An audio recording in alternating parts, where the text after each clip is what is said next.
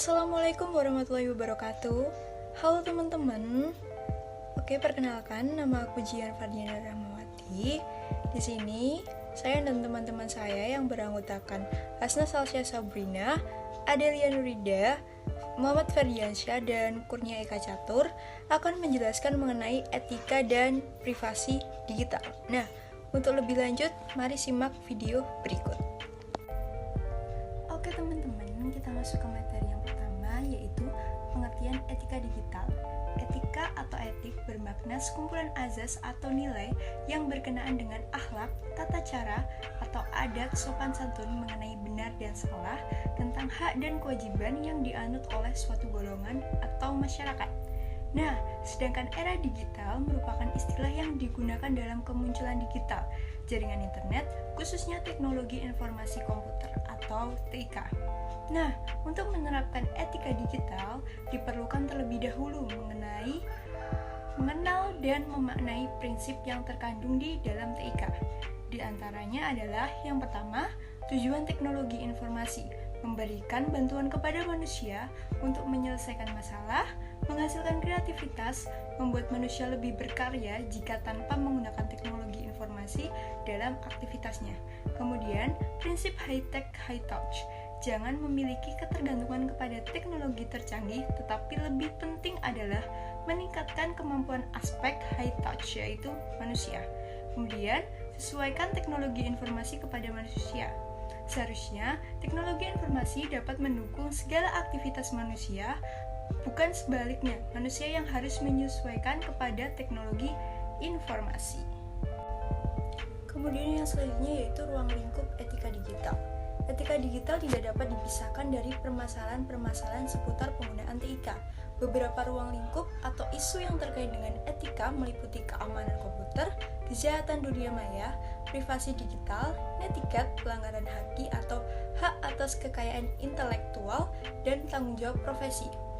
Keamanan komputer. Keamanan komputer juga dikenal sebagai cyber security atau keamanan teknologi informasi, adalah perlindungan sistem informasi dari pencurian atau kerusakan pada perangkat keras, perangkat lunak, dan informasi pada sistem komputer tersebut, serta dari gangguan atau kesalahan dari layanan yang diberikan. Kemudian selanjutnya yaitu kejahatan dunia maya atau yang biasa kita sebut cybercrime.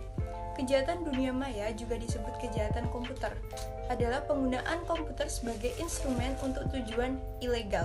Kejahatan dunia maya terus berkembang seiring dengan kemajuan teknologi komputer saat ini.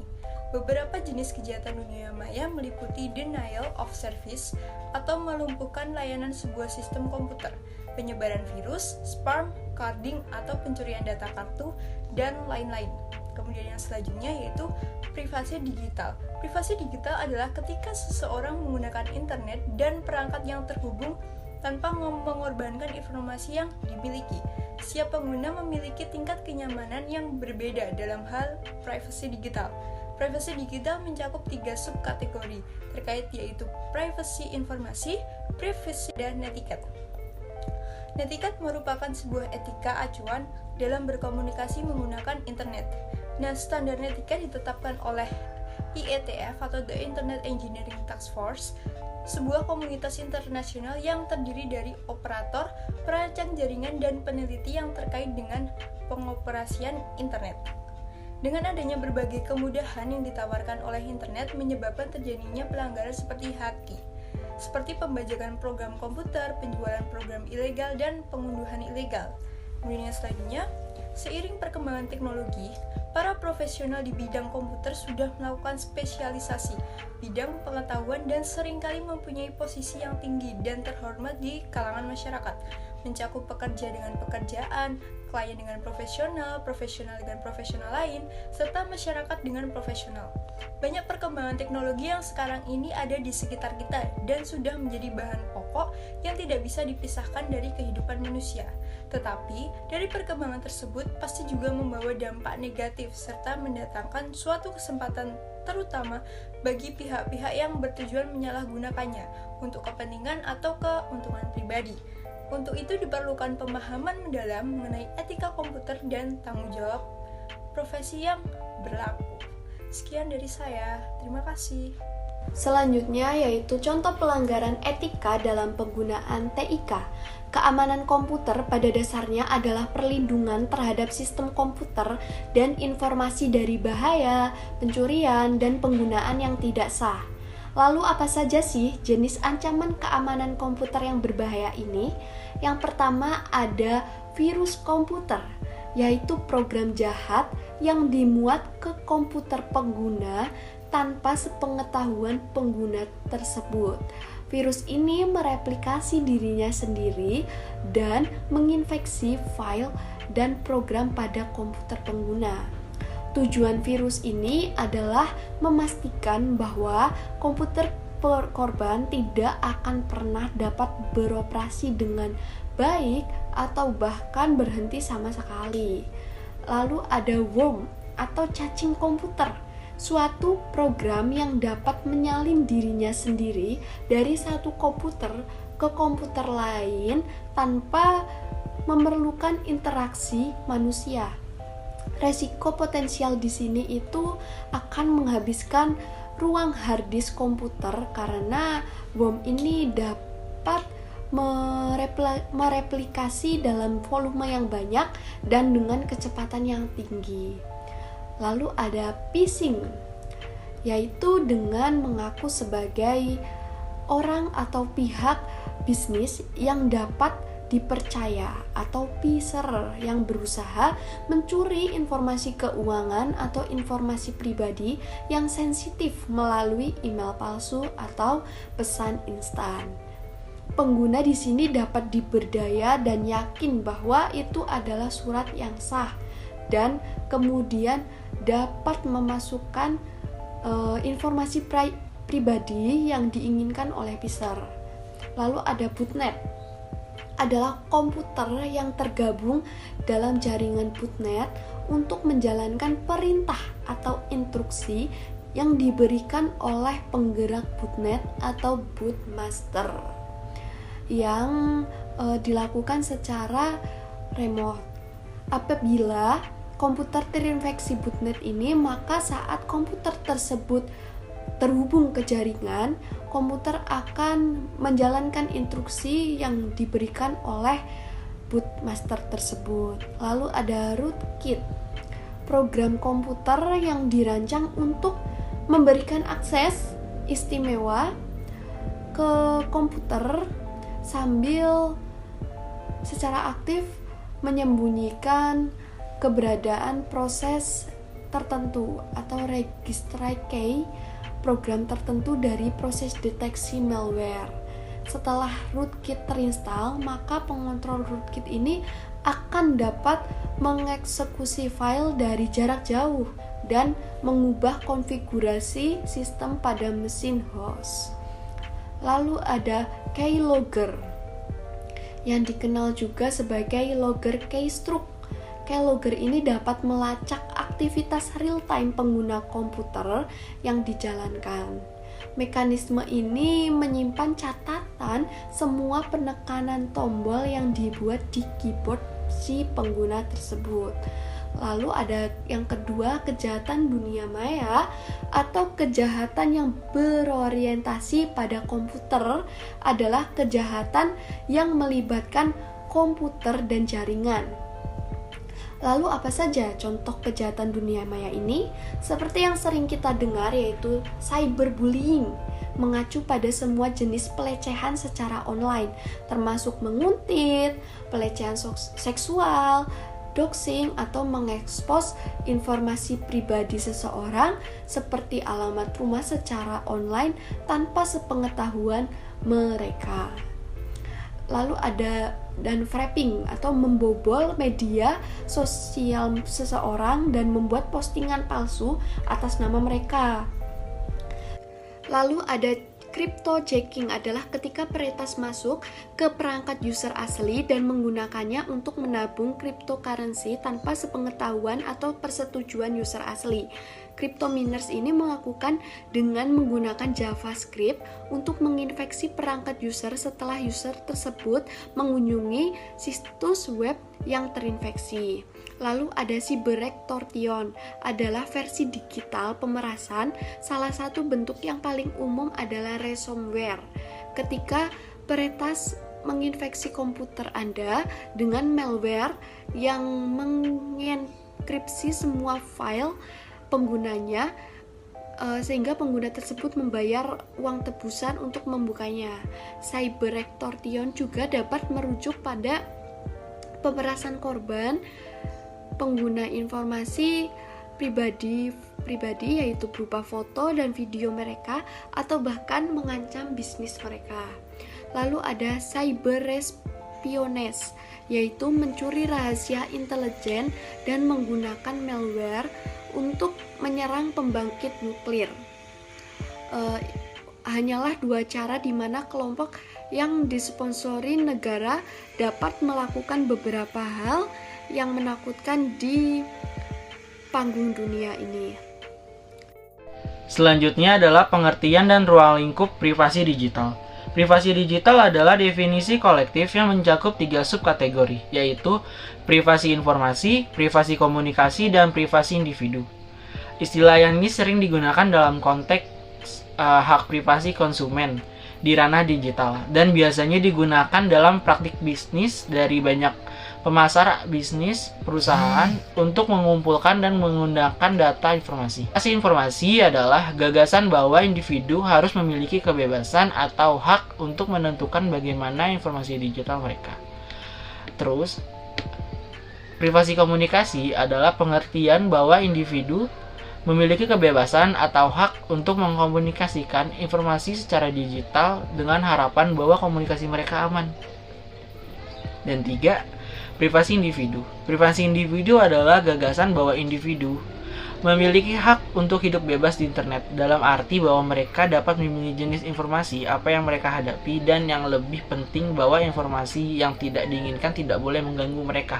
Contoh pelanggaran digital terhadap privasi individu adalah pengguna internet yang menerima iklan atau email spam yang tidak diinginkan, atau virus komputer yang memaksa mereka atau memaksa pengguna untuk melakukan tindakan yang sebaliknya tidak akan mereka lakukan. Selanjutnya adalah pengertian dan ruang lingkup netiquette. Netiquette atau netik merupakan etika dalam menggunakan internet. Internet sebagai kumpulan komunitas diperlukan aturan yang akan menjadi acuan orang-orang sebagai pengguna internet, di mana aturan ini menyangkut batasan dan cara yang terbaik dalam memanfaatkan fasilitas internet. Berikut contoh netiquette. 1 adalah netiquette pada one-to-one communication. Yang dimaksud dengan one-to-one communication adalah kondisi di mana komunikasi terjadi antara individu atau face-to-face dalam sebuah dialog. Contoh dari netiquette pada one-to-one communication adalah berkomunikasi via email. Yang kedua, netiquette pada one-to-many communication. Konsep komunikasi one-to-many communication adalah bahwa satu orang bisa berkomunikasi kepada beberapa orang sekaligus.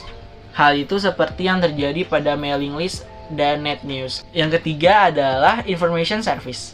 Pada perkembangan internet, terdapat fasilitas dan berbagai layanan yang baru disebut layanan informasi atau information service.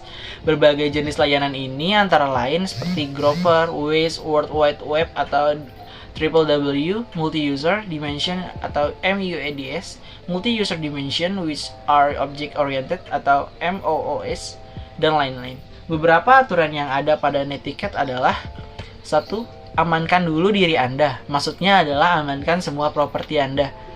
Dapat dimulai dari mengamankan komputer Anda dengan memasang antivirus atau personal firewall. 2. Jangan terlalu mudah percaya dengan internet, sehingga Anda dengan mudah mengunggah data pribadi Anda, dan Anda harus betul-betul yakin bahwa alamat URL yang Anda tuju dijamin keamanannya. Ketiga, dan yang paling utama adalah hargai pengguna lain di internet. Caranya sederhana, yaitu Jangan biasakan menggunakan informasi secara sembarangan, misalnya plagiat. 2. Jangan berusaha untuk mengambil keuntungan secara ilegal dari internet. Ketiga, jangan berusaha mengganggu privasi orang lain. Keempat, jangan menggunakan huruf kapital terlalu banyak karena huruf kapital mencerminkan emosi atau amarah. Kelima, jangan flaming atau memanas-manasi, trolling atau keluar dari topik pembicaraan ataupun junking, yaitu memasang post yang tidak berguna secara berforum. Karena itu mengganggu orang lain. Nah, selanjutnya kita memasuki pembahasan tentang keamanan data. Kalian tahu nggak sih ada beberapa hal dan upaya yang perlu diperhatikan dalam aspek keamanan data? Di antaranya ada account security. Setiap orang harus menggunakan pengolahan kata sandi untuk membuat account dan mengingat kata sandi yang kompleks dan berbeda untuk setiap account. Upaya ini merupakan hal yang penting yang dapat dilakukan orang untuk melindungi privasi dan keamanan akun pribadi kita. Yang kedua ada protect your web browsing untuk mengamankan saat melakukan browsing data atau berselancar di dunia maya. Penggunaan internet harus menginstal ekstensi HTTPS Everywhere. HTTPS Everywhere secara otomatis dapat mengarah ke versi situs yang aman ketika situs mendukung, sehingga menyulitkan penyerang, terutama jika Anda menggunakan wifi publik di kedai kopi, bandara, atau hotel yang secara digital memungkinkan penyadap tahu apa yang sedang kita lakukan. Cara lain juga menggunakan jaringan pribadi virtual atau virtual private network apabila memungkinkan. Jika sering terhubung ke wifi publik, maka VPN dapat berguna karena menambah lapisan keamanan ke pembelajaran Anda ketika HTTPS itu tersedia. VPN memungkinkan user untuk koneksi aman ke jaringan lain melalui internet. VPN dapat digunakan untuk mengakses situs web terbatas wilayah, melindungi aktivitas penelusuran user dari wifi publik dan banyak lagi. Dewasa ini VPN sangat populer, tapi bukan karena alasan yang pada awalnya VPN tersebut dibuat. Awalnya VPN hanya cara untuk menghubungkan antara jaringan bisnis bersama dengan aman melalui internet atau memungkinkan user untuk mengakses jaringan bisnis dari rumah. Dalam istilah yang sangat sederhana, VPN menghubungkan PC, ponsel cerdas, atau tablet ke komputer lain, disebut server, di suatu tempat di internet, dan memungkinkan penjelajah internet menggunakan koneksi internet komputer tersebut. Jika server itu berada di negara berbeda, itu akan tampak seolah-olah pengakses berasal dari negara itu, sehingga berpotensi mengakses hal-hal yang tidak bisa dilakukan secara normal di negara asal. Yang ketiga ada hardware software and device. Sistem operasi telepon dari komputer, browser web, aplikasi populer, dan bahkan perangkat rumah pintar yang sering menerima pembaharuan dengan fitur baru dan meningkatkan keamanan. Pembaharuan keamanan ini biasanya jauh lebih baik untuk menghalangi peretas daripada perangkat lunak antivirus. Selain itu, juga perlu diperhatikan untuk tidak sembarangan menginstal perangkat lunak yang tidak jelas. Setiap aplikasi Anda yang diinstal di ponsel dan setiap ekstensi peramban atau perangkat lunak yang diunduh dari situs web yang tidak jelas dapat menyebabkan potensi celah privasi dan keamanan. Yang keempat adalah lockdown your phone in case you lose it. Kita perlu memastikan tidak ada yang bisa masuk ke ponsel kita apabila kita kehilangan atau seseorang mencurinya. Ponsel cerdas memiliki enkripsi secara default, tetapi kita masih perlu mengambil beberapa langkah untuk memastikan ponsel terkunci dan dengan benar apabila terjadi kehilangan. Upaya yang bisa dilakukan antara lain adalah menggunakan kode sandi yang kuat di samping login biometrik sidik jari atau wajah, dan mengatur fitur pelacak jarak jauh ponsel sehingga apabila terjadi kehilangan ponsel maka kita dapat melihat area lokasi dan serta memungkinkan menghapus semua data di ponsel dari jarak jauh. Yang kelima ada encryption on your laptop. Jika kita kehilangan laptop, pencuri yang mendapatkan perangkat kita memungkinkan mengakses ke data yang kita miliki. Bahkan tanpa kata sandi, pencuri biasanya masih dapat menyalip file dari laptop. Jika orang asing melihat laptop kita, maka mereka dapat melihat foto serta data informasi lainnya. Upaya yang dapat dilakukan untuk menanggulanginya hal ini adalah dengan mengenkripsi drive penyimpanan di laptop, kata sandi, dan kunci keamanan dapat melindungi data kita. Meskipun enkripsi mungkin terdengar seperti suatu dari film mata-mata berteknologi tinggi, namun sebenarnya itu sangat sederhana, memungkinkan untuk diaktifkan dengan perangkat lunak bawaan setiap sistem operasi. Selanjutnya ada penerapan etika dan privasi digital. Yang pertama ada Design for Privacy, Security, and Integrity, merupakan salah satu hal penting yang wajib diterapkan oleh pengguna maupun produsen, yang dimana saling menghormati privasi maupun integritasnya. Kedua ada Promote Trust. Promote Trust di mana pelanggan atau user bisa mempercayai layanan digital dan data dengan sistem keamanan berlapis yang digunakan, seperti Marketplace, Gojek, dan lain-lain, dan yang pastinya sudah menggunakan sistem keamanan yang berlapis. Dan yang ketiga ada Beware of Bias. Beware of Bias merupakan salah satu hal yang tidak ada kejelasan yang bisa disebabkan oleh suatu hal yang disengaja namun tidak merasa bersalah. Contohnya prank. Prank merupakan unsur kesengajaan, namun orang yang mengeprank tidak merasa bersalah, tetapi orang yang diprank merasa terpojok karena ulah pengeprank. Yang keempat ada Nor There Is Accountability, merupakan salah satu platform yang bertujuan untuk mempermudah pengguna atau akses pelayanan. Contohnya ada platform pinjaman online. Untuk itu, jika kita ingin membangun sebuah platform pinjaman online, kita harus dengan dukungan atau kerjasama dengan pihak terkait. Bisa melalui dukungan orang-orang accounting atau bank, OJK, dan lain-lain. Agar platform yang akan kita buat ini terhindar dari adanya penipuan, miskomunikasi, dan lain-lain. Dan yang terakhir ada Promote an Ethical Culture. Ini adalah budaya yang menjunjung tinggi etika. Etika dapat digambarkan sebagai perilaku dan tingkah laku manusia.